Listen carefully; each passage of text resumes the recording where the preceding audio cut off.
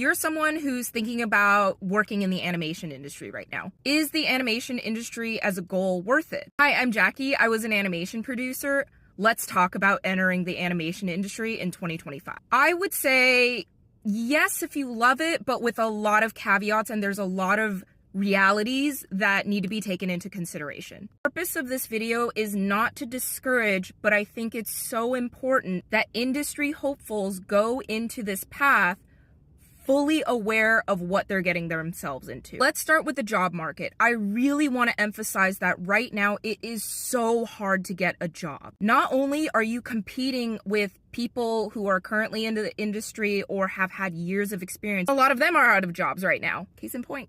If you're already in art school, look around at your peers. Times that by hundreds of art schools around the country with people with the same dream as you. It is irresponsible when art schools promise students, oh, hey, it's super easy, there's tons of jobs. People who go to X art school, studios are going to clamor around you, because that is not the reality. There are so many people from all walks of life competing for the same hundreds of jobs. Let's say you know this, but you're still like, hey, I really want to go. I get it. I was like that too. It is so important to have a plan B, a plan C, a plan D, E, F, G, whatever.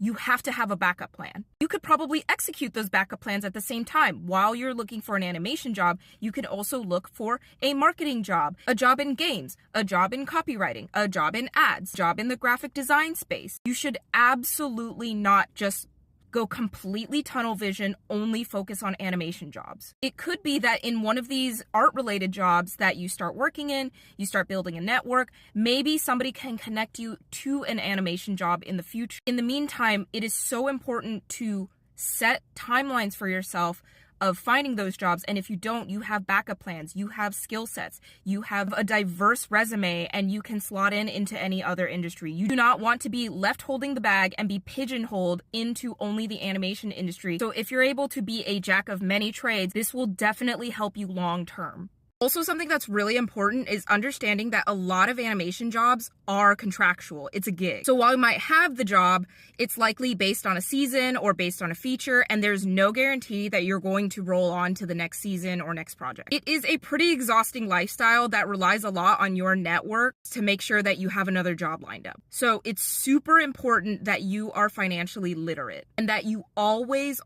have an emergency fund, basically money saved up for the next 6 months to a year. There's a ton of stories of people who have a job, their show suddenly gets canceled, it stops in the middle. So it's really important to understand that even though you have a job, it is not permanent, it is a gig.